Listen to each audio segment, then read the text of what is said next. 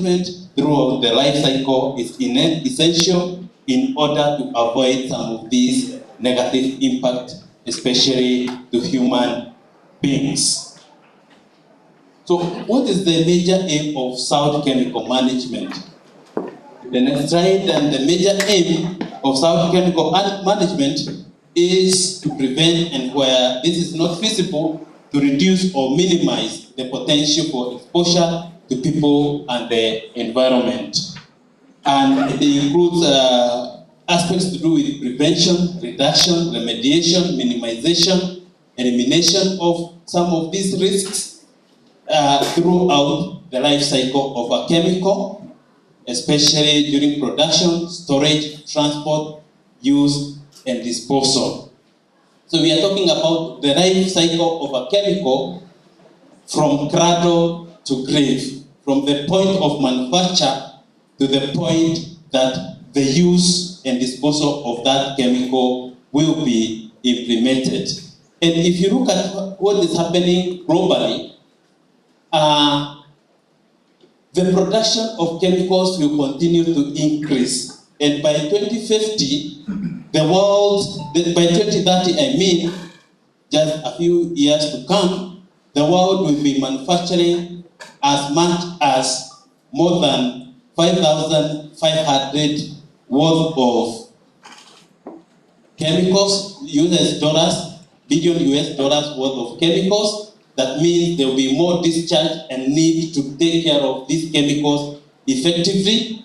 And the growth of chemical manufacture and use is not only limited to developed countries, it's global. If you look at that chart, R or W refers to the rest of the world, whereby Kenya is among the countries which are in the rest of the world. However, Kenya may not be a net manufacturer of chemicals, but we import a lot of chemicals for our own use. And if you look at the next slide, you look at the kind of how these chemicals can end up in the environment. And at every stage, next slide please, at every stage of the life cycle of a chemical, we have some element of exposure to the environment. During extraction, during the manufacturing and processing, you have downstream products, you have the product manufacture and product use and reuse. So all these exposures to the human beings and the environment has to somehow be managed in order to protect ourselves from the negative effects, as we can see in the next slide. I want to move fast because time is not on our side and we spent a lot of time at the beginning. So the next slide is talking about the health effects of chemicals. And for your information, it is known that 42% of all chronic obstructive pulmonary diseases may be attributable to environmental risk factors such as occupational exposure to chemicals, as well as indoor air pollution from household and solid fuel use. All those are chemicals. So 42% of all those diseases that are related to chest may be attributable to management of chemicals. Or about 5% of all congenital anomalies are attributable to environmental causes, especially from chemicals. And about 9% of the disease burden of lung cancer can be attributable to occupational exposure through chemicals. Leukemia, about 2%. 2% of ischemic heart diseases, 68% of poisoning in adults are attributable to occupational or environmental exposure. That includes suicides. 85% of poisoning in children are related to exposure to chemicals, including pharmaceuticals often because they are not stored properly. So in a nutshell, we are saying we must be prepared as agents of change to manage our chemicals in the most elaborate way as we move out of the university, as we send you out there as our ambassadors. We have the effects in the atmosphere, as it has been mentioned by Dr. Nyawade. We have the pollution of water resources. We know in our village long time ago, it was very easy to easily drink water from our water sources. But right now, that water has to be treated because there is massive use of fertilizers, massive use of pesticides that end up polluting the environment. Those of you who have gone to Nairobi know the kind of a river we are having in Nairobi is more of a flowing sewage. We have a lot of people discharging their industrial waste in the river. And we have chemicals that are able to destroy the endocrine systems of aquatic animals. In the cartoon that I showed at the beginning, it's a form of endocrine disruption where an animal is born with the two male and female reproductive organs.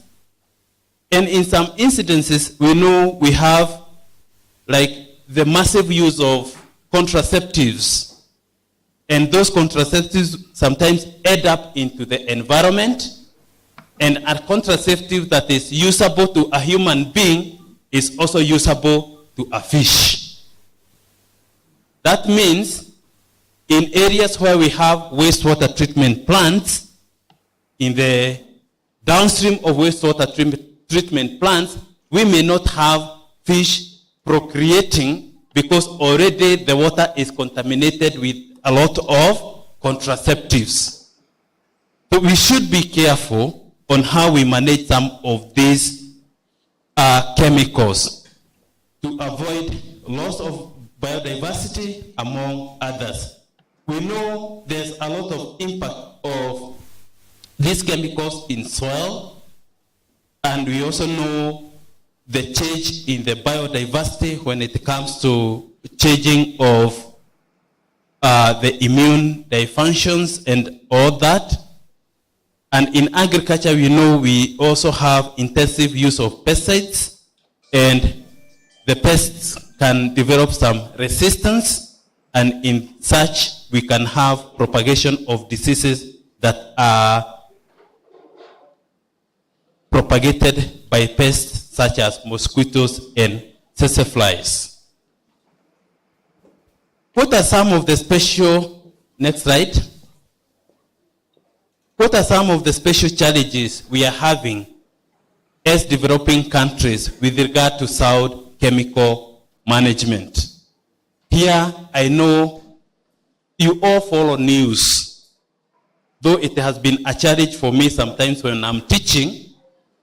I ask about country with regard to environment and other issues, even political issues. So we should be more aggressive towards knowing what is happening in our country.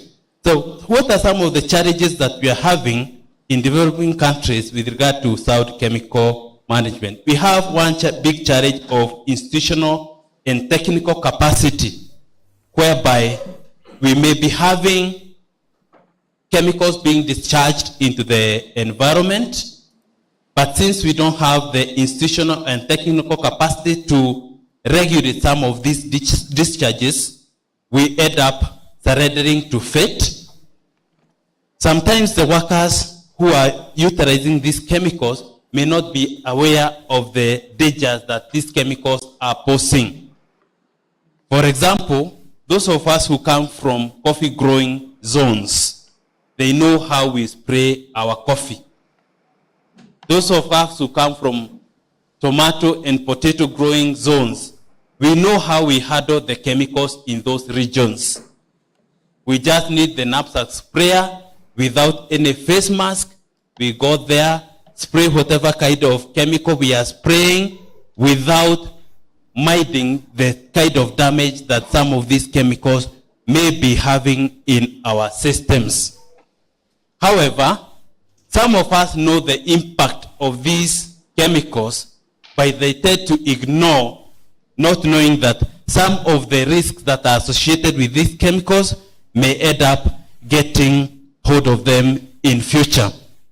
The other problem that we are having, and this is where we have been very strongly coming in as Kenya Chemical Society, is the public awareness.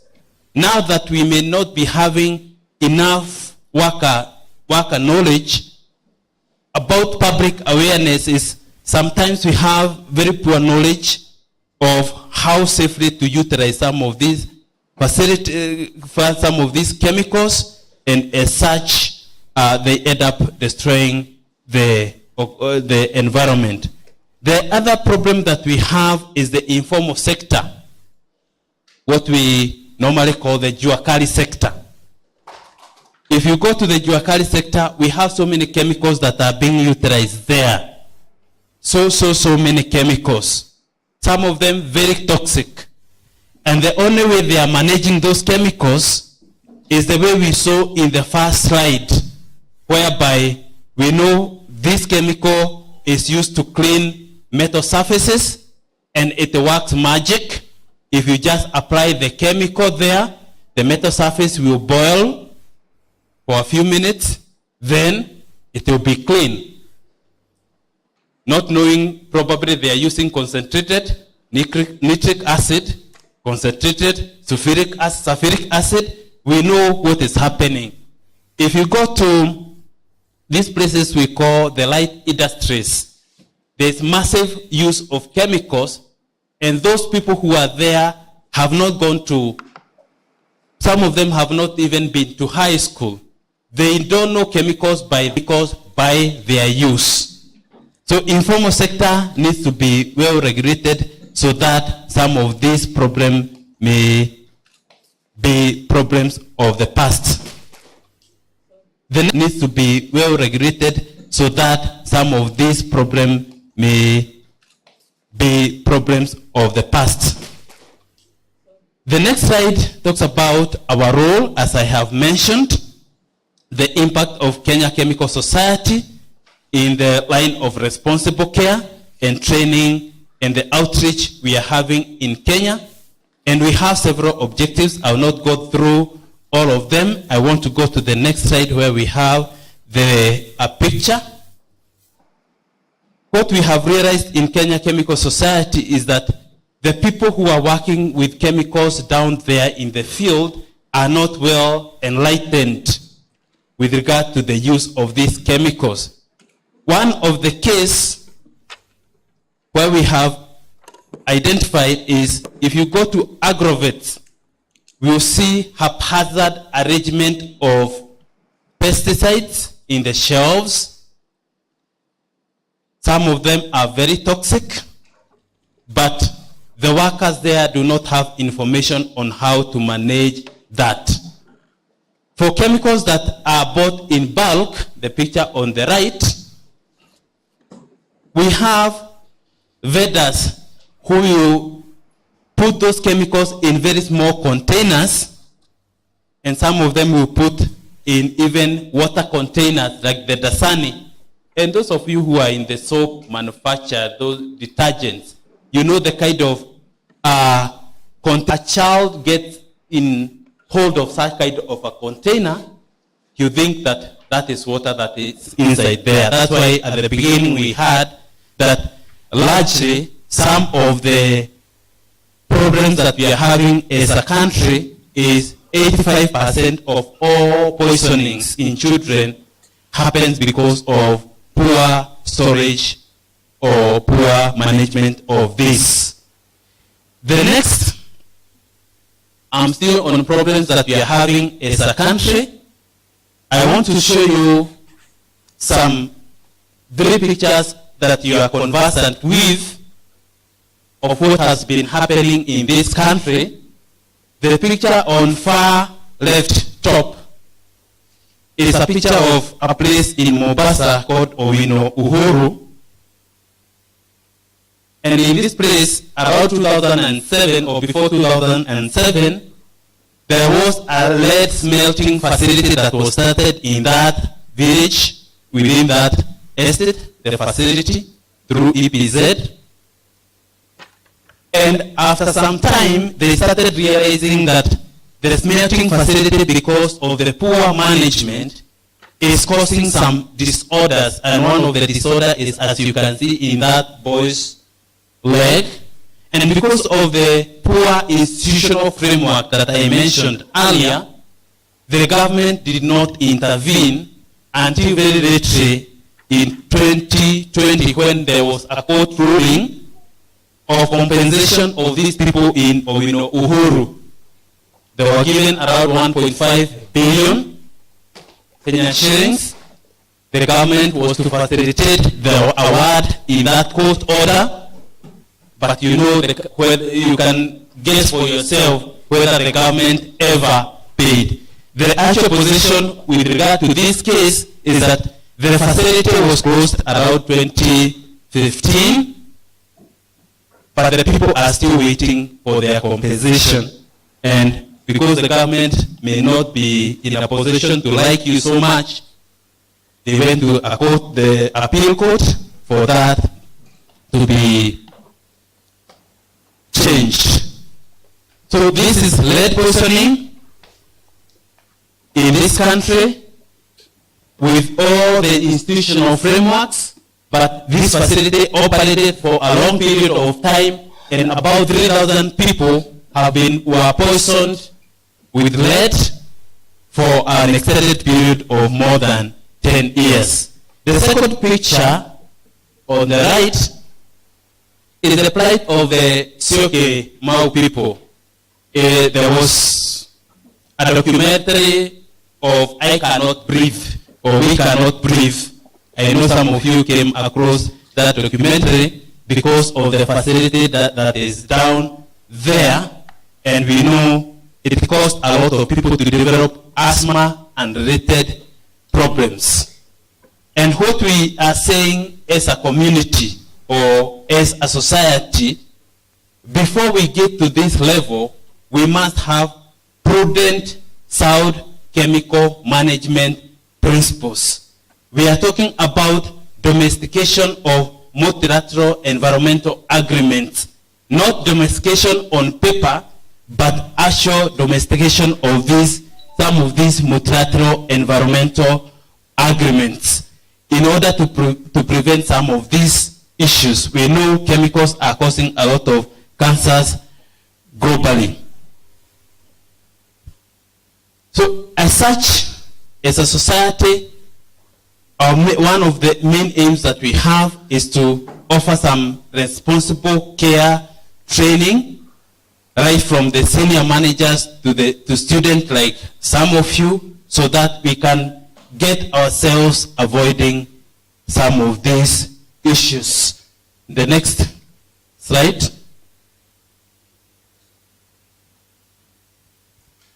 Next slide. Next. Move. Next slide. That is already mentioned. Here you can see some of the pictures of where Kenya Chemical Society has been involved, and there's that responsibility that has been given by various chapters where people from the Kenya Chemical Society move door to door trying to train people on sound chemical management and responsible care. I want to get to the gist of, from the next slide,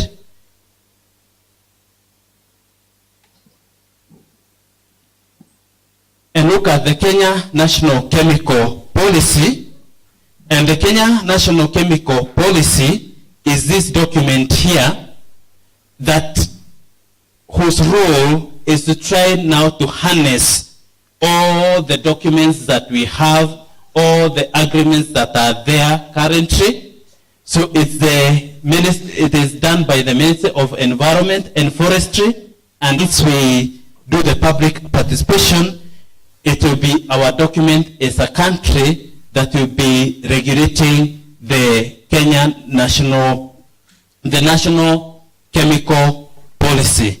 And with this chemical policy, we'll be able to overcome some of the challenges that we have been having. One of the positive things that I can mention about Kenya even inching closer to realizing such as assorted hardware items destined for Zanzibar. But our people in the port of Mombasa were able to detect lethal doses of radiations emanating from that container. The ship was on transit, but our regulators were able to nab the ship, and this was a ship that was coming to dispose those dangerous chemicals within the East African region, and to be precise in Zanzibar, but obviously after interrogation the ship was sent back to the place of origin, that was in India. So we cannot say that all is bad in our country. We are moving towards the right direction, and with this draft Kenya National Chemical Policy, we will be able even to get some of these issues getting closer home. And to introduce the draft policy, we know that the Constitution of Kenya, which we really support, entitles every citizen to clean and healthy environment, which includes the right to have the environment protected for the benefit of the present and future generation. So this national chemical policy is anchored on that in the Kenyan Constitution, and sound chemical management is also critical determinant for clean, healthy environment and key achievement of sustainable development goals, that is SDGs, the Vision 2030, and of late we have been talking about the big four for the current government. And across globe, all the governments recognize that chemicals are essential in areas of medicine, agriculture, consumer good, and the rest, as I had mentioned earlier. But at the same time, the chemicals and the pollution linked with their manufacture, the chemicals are linked to pollutions and throughout their life cycle, and it adds up to the overall costs of health globally. We also have what we call international controlled chemicals and wastes. This national draft chemical policy comes to aid this, so that all the multilateral environmental agreements and things related to what Dr. Nyawade talked about are harmonized with it a while ago.